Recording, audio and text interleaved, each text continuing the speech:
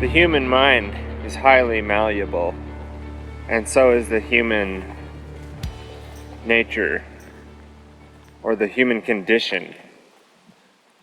And as a programmable sort of organism, if you want to use that terminology, we can be manipulated and our perceptions manipulated and deceived. And this practice has been done for thousands of years, if not hundreds of thousands of years. And who the hell knows? I mean, that's the thing about our perception, is that we really don't know a lot about this planet or the history of it. But one thing we do know, even just, based on what we can go out and witness in the modern day, is that people are highly conditioned by their upbringing, let's say. And in that upbringing, there's a generation, or multiple generations now, of people that have been brought up in the technocratic Kubernetes cybernetic control grid. And the media, if we want to classify a sector of sort of our own entrainment into a window of reality, a lot of people call it the mainstream media. It's generally any form of propaganda or even marketing. In some ways there could be ethical marketing, in other ways completely unethical marketing. But the classification of mainstream media, I think people tend to just think, and when we say the mainstream media, as like, oh yeah, that's CBS or Fox News or the New York Times or, the Wall Street Journal. But, really, it's any form of propaganda that can be utilized and leveraged, even voice, right? Like even, we're talking in the modern day about electronic digital forms of media when we say that. Or even like paper print is like a technology, right? Printing on the paper. But it could also just be rhetoric, someone's rhetoric about something. It could be an advertisement. It could be a viral video. It could be an email. So it's not just Fox News and CBS and NBC and these types of mainstream outlets that when I'm, talking about media necessarily, there's all forms of consumption, and there definitely is like an obsession with consuming certain forms of media. Now, unfortunately, we have like all of the possible information that we can reach right now available to us, sometimes even at the push of a button. Other times, you may need to order something or dig into it or torrent it or listened or read hours and hours and hours and days and days and days of certain information to start to go through it. But that's not the form of media that most people are consuming.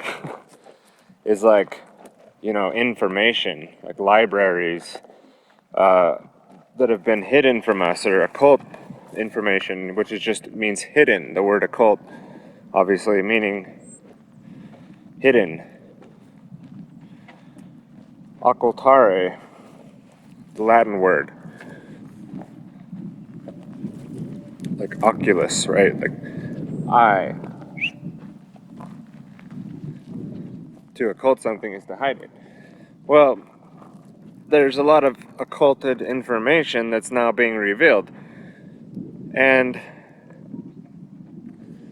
one form of mind control in the media, and that's what I'm kind of going to be doing a series on here, and we'll cover it in a live stream and future walk and talks.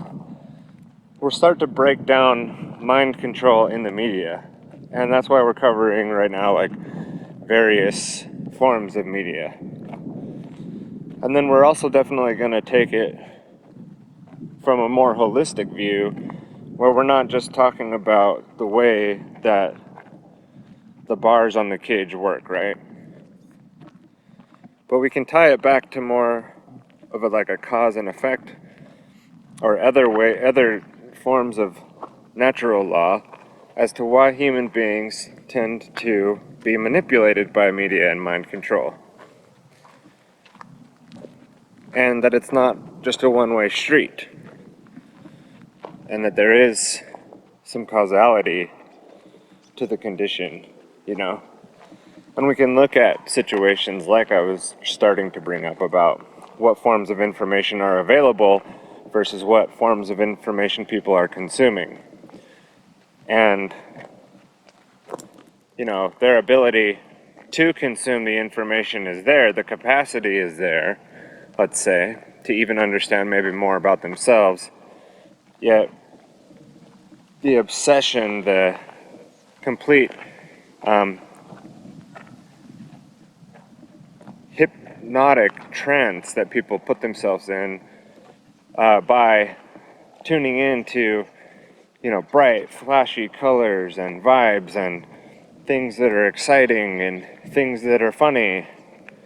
And I'm not saying that, you know, it's not okay to like take advantage of some of the like modern comforts of entertainment. I personally really enjoy watching movies and getting out, maybe going to a movie. Don't do it often, but I get like the novelty or the, you know, the entertainment value. And then there's also the like aesthetic value, and then like the, you know, decoding of things that I'm really into. So like I like to see the alternative messages that are being planted, or alternative, you know, hidden messages, I guess you could say, sometimes right in plain sight. And the allegorization of film and theater and writing, you know, the people that create these things. Recently, based on Brett Veinott's advice from the School Sucks podcast, I watched. I don't know why I always announce him as Brett Veinott from the School Sucks podcast. He's like, you know, there's more to Brett than that, but that's what he's most well known for, I would say. He recommended watching Wag the Dog. So I actually like sat down and watched the whole movie, which I would say in the last year has been a rare occasion. I probably, you know, was working on something on my laptop on the side, but I don't mind, you know, forms of entertainment is the point. But when we've got, you know, Arnold Gruen or, you know, Wilhelm Reich or, you know, any other like Nietzsche or Jung or Heidegger, or even like modern books, plenty of good books still being written and coming out, or, you know, a deep work that's so consuming and vocational that you're not really concerned about, you know, some mindless media. Now, some people can balance both. Some people can watch Netflix while being very productive. I've seen that. You know, I've witnessed it. Me, I'm more of like, you know, gonna be, you know, focused on what I'm focusing on, with some music maybe on the side if I need it, or some training of some sort, of something that I'm trying to learn. And then I like to listen to books, so PDFs, even to some of these like older philosophers, writers. Like, I don't know, like to listen to more of Immanuel Kant's work and try to understand more about that. I don't know how long the auto tracking was off, sorry. You know, maybe Arthur Schopenhauer or, you know,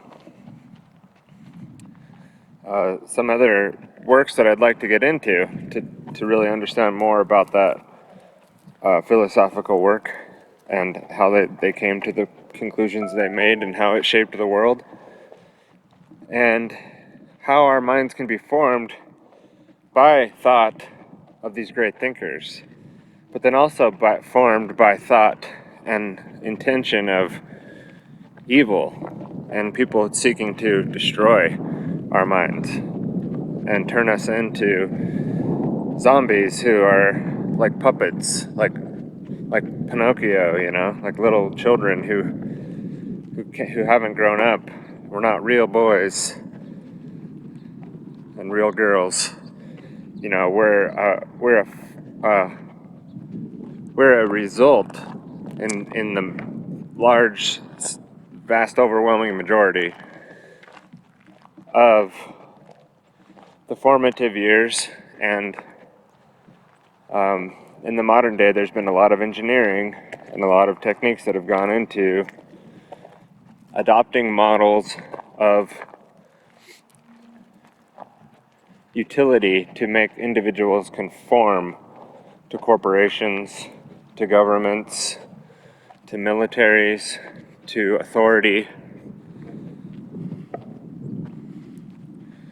to lab coats, to white lab coats, to people with flattering titles. You know, he's a lawyer, he's a doctor, she's a doctor, you know, she's a police officer. These titles of what, you know, authority figures in our lives that we can listen to. And that's another category there. See, so right now I'm like doing a walk and talk while creating the series of mind control in the media. And maybe that's not the official title either, so maybe you guys can help me brainstorm on that. And I don't know, when I say a series, you know, I'm not talking like 30 episodes or something. Like, maybe we'll cover it for the next few weeks, maybe a month. Just kind of stay generally on the topic of how forms of mind control work in the media. And here in September, where I'm at, it's generally quite nice and not too windy. So, you know, I thought, hey, the wind's dying down this time of year, I'll pick back up the walk and talks. Here comes Mosley. Oh.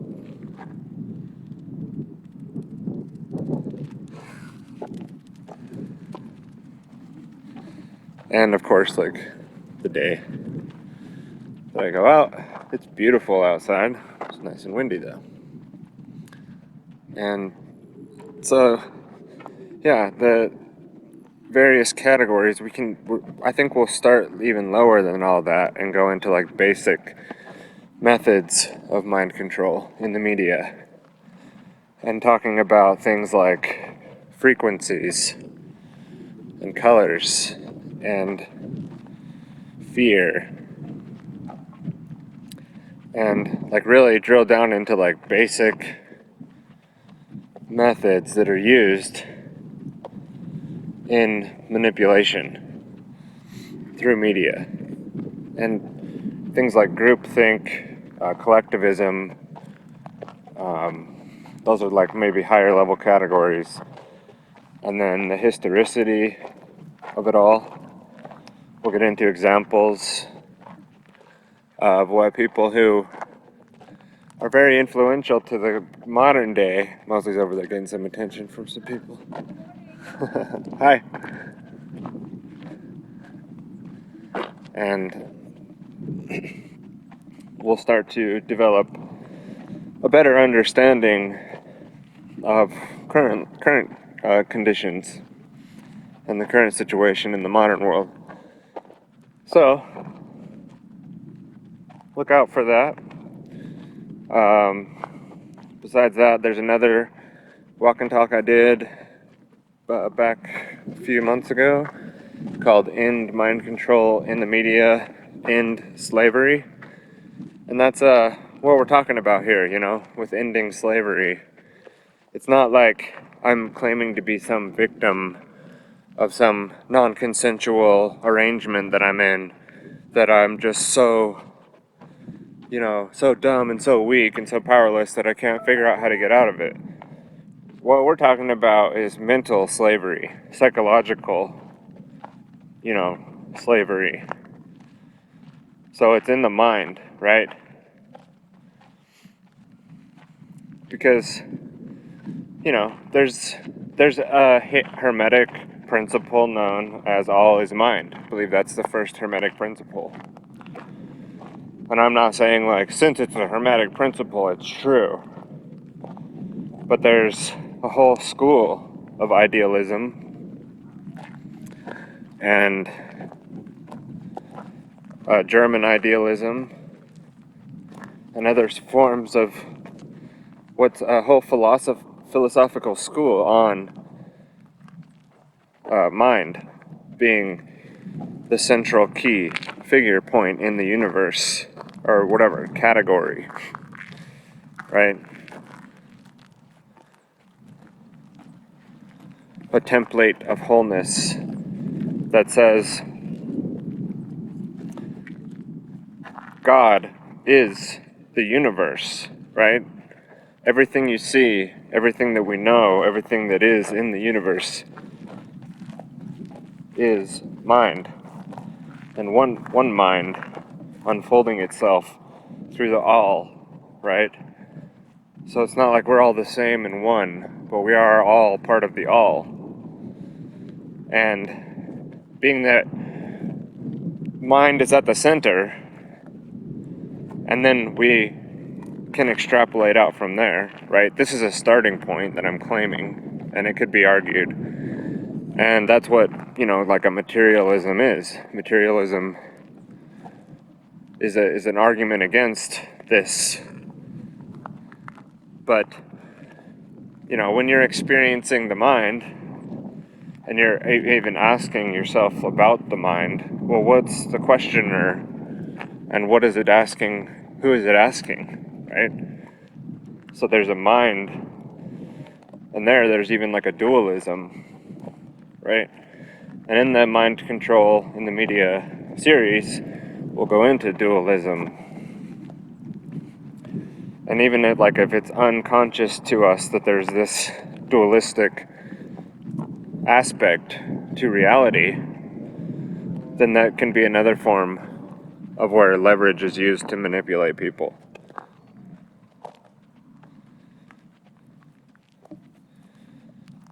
So, again, if we need to study the mind then, right? That's the point. Then we need to study how the mind generates reality, how creation works, because we're a part of that, because we are a form of this creative power. So when our minds aren't pure and we're being infiltrated by these destructive agents, then that's a key point of study, right? We need to know how that works. We need to know how our minds can be controlled, that the mind can even be controlled. By what? By who? And what is the mind? So maybe those are the really higher level categories, or maybe some people would say, well, we should start there. So I'll review this and start to make some notes and outlines on how we'll proceed. And it's been a good one. You can check out my page on FBI book called End Slavery, if you'd like, if you so care to do so. Who the hell would want to do that? A lot of people still use that platform. But otherwise, tylerbloyer.com. I have my links to all the video and video mirror sites. As we know, censorship is on the rise, and even the things that I talk about here are, getting to a point where you're not allowed to talk about those things. You're not allowed to have an opinion about those things. You just need to trust the ministry.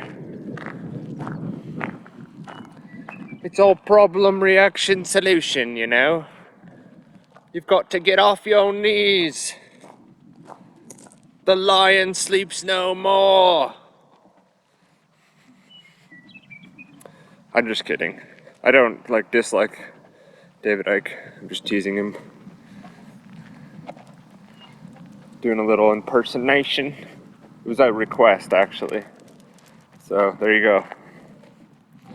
Anyway, talk to you guys later. We'll be coming at you soon with this information. And otherwise, everyone have a wonderful day. Talk to you later.